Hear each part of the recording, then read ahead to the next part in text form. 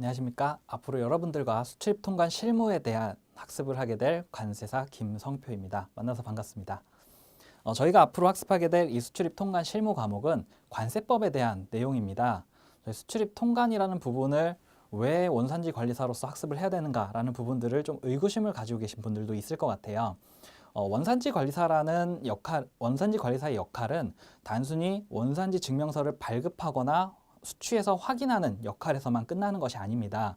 수출입 통관 전반에 걸쳐서 FTA에 대한 효과를 제대로 적용하고 관리하는 역할들을 수행하기 때문인데요. 그러한 역할들을 제대로 수행하기 위해서는 수출입 통관에 관련된 내용들을 잘 알아야 되고 수출입 통관과 관련된 내용들이 반영된 관세법을 그래서 학습을 해야 되는 것입니다. 여러분들도 원산지 관리사 지위를 채택하시고 각 직업에 나가서 수출입 관련된 업무를 하시게 된다면은 이 원산지 관리사라는 역할을 수행하기 위해서 관세법이 반드시 필요하다는 것을 체감하시게 될 겁니다. 자, 관세법에 대한 내용이 그러면은 많으냐? 굉장히 방대합니다. 하지만 저희가 학습하기 위해서 이 부분들을 좀 잘게 챕터로 나눠본다면은 또 그렇지 않다고도 느끼실 수도 있을 것 같은데요. 자, 저희 관세법을 크게 두 가지로 나눠보면은 첫 번째는 과세에 대한 부분이 있습니다. 그리고 두 번째는 통관에 대한 부분이 있죠. 저희 관세법의 목적 자체가 수입물품에 대한 관세를 부과하는 것이기 때문에 과세에 대한 챕터는 굉장히 중요하다고 볼 수 있습니다. 이 과세 챕터에서는 또 나눠보면은 과세 요건에 대한 부분이 있고요.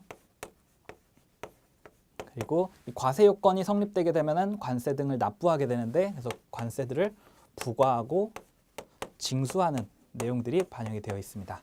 자, 그리고 관세를 납부하게 되면은 납세 의무가 소멸하게 되겠죠. 납세 의무의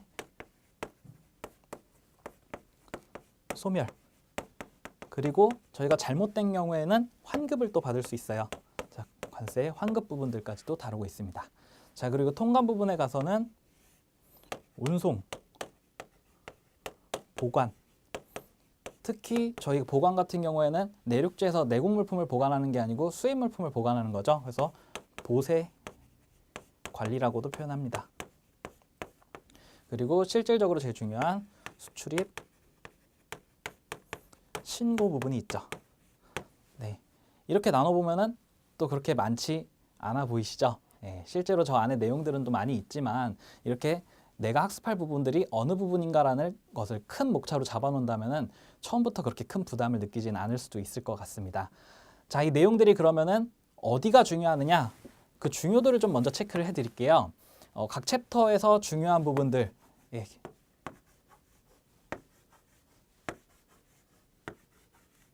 별표를 다 칠 수밖에 없네요. 저희 과목에서 지금 말씀드린 5가지 챕터는 모든 분야에서 다 출제 빈도가 높고 굉장히 중요한 파트입니다. 자, 그런데 이렇게 해드리면 중요도 체크해드리는 의미가 없죠. 여기서 보다 중요한, 보다 출제 빈도가 높은 파트를 굳이 찝자면은 저희 과세 요건 파트, 그리고 부가징수 파트, 그리고 수출입 신고 관련된 파트가 보다 더 상대적으로 중요하다라고 볼 수가 있습니다. 여러분들 학습 범위 설정하시고 중요도 체크하시는데 좀 참고를 하시면 좋겠고요. 자, 이런 부분들을 어떻게 공부해야 되느냐라는 것을 조금 더 말씀을 드리면은 각 부분들에 대해서 저희 과목은 법에 나온 내용들이다 보니까 암기를 전제로 할 수밖에 없어요. 이 내용들에 대해서 암기하는 것이 굉장히 중요하다라고 보실 수가 있는데 특히 그 중에서도 이 2개 챕터에 대해서는 이해를 조금 동반하셔야 됩니다.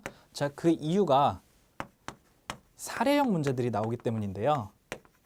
저희 나오는 문제들은 법에 나온 문구들을 그대로 문제화시켜서 출제가 되기 때문에 이 법 문구에서 내용들을 살짝 틀어서 객관식 지문들을 만들어냅니다.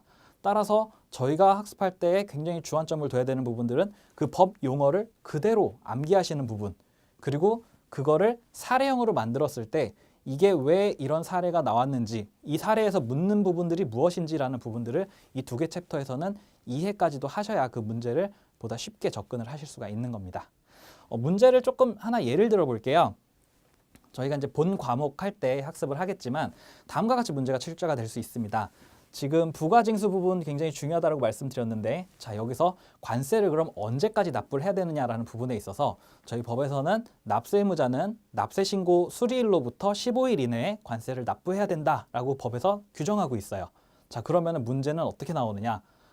바로 주체와 시기, 이 2가지에 대해서 많이 물어보게 됩니다. 주체는 제가 방금 납세 의무자는이라고 말씀을 드렸고 시기는 납세 신고 수리일로부터 15일 이 두 가지가 이제 굉장히 중요하게 되는 거죠. 지문에서는 납세 신고 수리일을 수입 신고 수리일, 수입 신고일 또는 통관일 여러 가지 보기를 틀어서 문제를 출제를 할 것이고 저희가 기본적인 암기가 되어 있지 않은 경우에는 그 부분들에 대해서도 정답을 체크할 수가 없게 됩니다. 그래서 법용어에서는 기본적인 암기와 더불어서 이 문제가 무엇을 묻는 부분인지 납부 시기를 물어보는 부분인지 또는 납부 주체를 물어보는 것인지 또는 어떤 기준을 물어보는 것인지 이 두 가지 챕터에서는 그 이해도 동반해서 학습을 해 두셔야 될 겁니다. 그래서 정리를 해서 말씀드리자면은 저희 과목은 전체적으로 법에 대한 용어의 이해를 위해서 여러 가지 여러 번의 책 회독을 필요로 합니다. 그래서 꼭 회독하실 때는 법에 대한 문구를 그대로 옮겨 넣은 교재상의 그 어떤 특정 주체나 시기에 대한 문구들을 암기하시는 것이 중요하고 무조건 처음부터 암기하시려고 노력하실 필요는 없어요. 저희가 객관식으로 문제가 출제가 되기 때문에 어떠한 용어에 대해서는 반복적으로 눈에 익혀둠으로써 객관식 지문이 나왔을 때 좀 어색한 지문들을 골라낼 수 있는 능력도 키우셔야 됩니다. 그래서 저희 관세법 같은 경우에선 수출입 통관 실무 과목에서는 관세법상에 나오는 그 용어에 대한 정의, 책을 보시다 보면은 방금 말씀드렸던 어떤 행위 주체나 시기에 대한 키워드들을 잡으시고 목차와 키워드 중심으로 여러 번의 책 회독을 하시는 것이 중요하다라고 말씀을 드릴 수 있고요.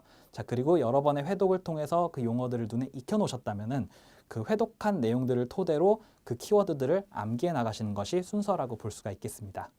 그래서 저희는 이러한 학습 방법을 토대로 각 챕터에는 앞으로 어떤 내용들이 들어있는지 어떤 키워드들을 중심으로 학습을 해야 되는지 본 강의 때 추가적으로 학습해 보도록 하겠습니다. 자, 그럼 여러분 본 강의 때 뵙겠습니다.